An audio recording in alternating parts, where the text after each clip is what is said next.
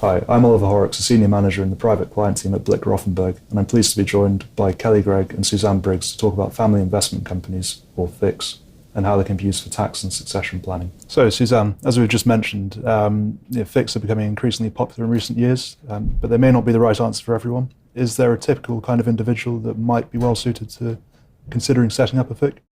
Family investment companies are what I would describe as wealth accumulation vehicles. So a typical individual who would look at a family investment company would be somebody, or a husband and wife, who have surplus wealth, who they're willing to set aside in a corporate vehicle for longer term wealth accumulation. Typical individuals also are starting to think about succession planning, so they want to set up a structure which their children could be involved in and start to benefit from the wealth that accumulates in the family investment company structure. So in terms of transferring assets into a FIC, how would this typically be done? And is there anything that people should be mindful of when they're doing that? Yeah, so I think it depends on what assets you have initially to transfer into the vehicle. Cash is always going to be the simplest one, the easiest one to do. But you've just got to be mindful that you don't make a gift of that cash to the company, because that will incur tax charges. So typically you would transfer that cash in exchange for shares in the company and then maybe gift those shares away.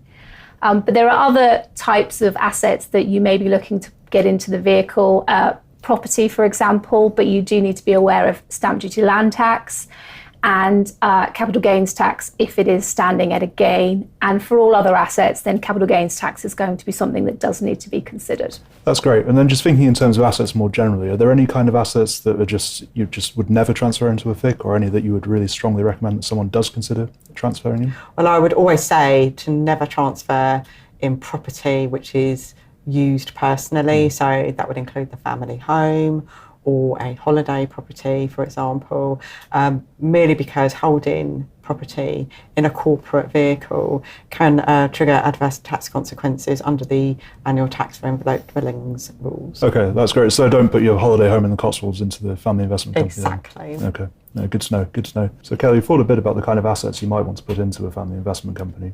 The other thing they're used for is succession planning.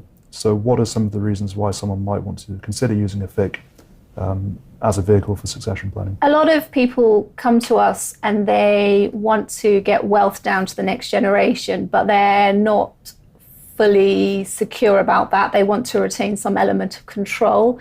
And historically, we were always able to offer that solution through the use of trusts. But for many years now, especially for large amounts of wealth, that hasn't been an option.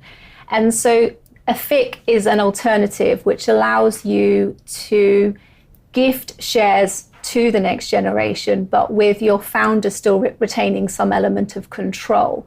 So if you've got children that are very young and perhaps don't know how to deal with a huge amount of money, you can control the amount of dividends that they receive. You can also control the terms upon which they might receive those amounts. And you may want to bring them into that company to help them start making investment decisions with a view to taking over the company in the longer term. So it's actually a very successful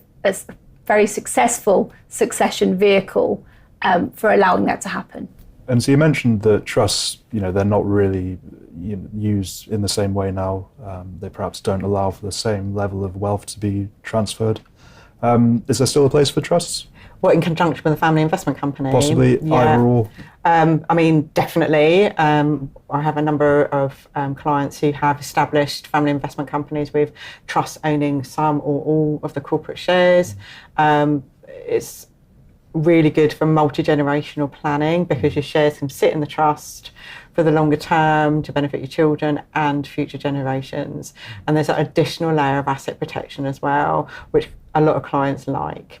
And what we do is, because we set up the trust at the outset, the company doesn't have much value at that time, so we can actually put some shares into the trust without incurring an immediate charge to inheritance tax.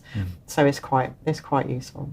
And I've had a number of clients who have retained the founder shares, the A shares, who have actually gifted those shares into a discretionary trust on death, so that the control element can remain, perhaps because the children are still not responsible enough or the founder doesn't deem them able to manage that corporate vehicle. So you mentioned asset protection then. I was wondering if we could just think about that a bit more and how that could work if you have a FIC in place. One of the things that is very good with the family investment company is because it's bespoke, you can write into your shareholders agreement and your articles ways of protecting the wealth in that company so that the shares in the company are protected in the event of, for example, a relationship breakdown of one of the children. And I've definitely drafted documents that require individuals to enter into a prenup before they are able to obtain the shares, have permitted transferee rights, so they can't just sell their shares on the open market. They can only transfer them to certain people, or would there require some sort of consent.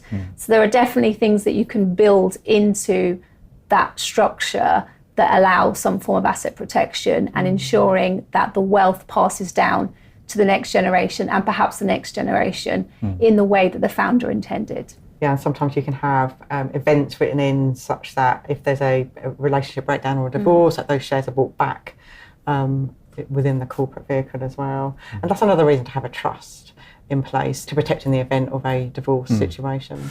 Thank you, Kelly. Thank you, Suzanne.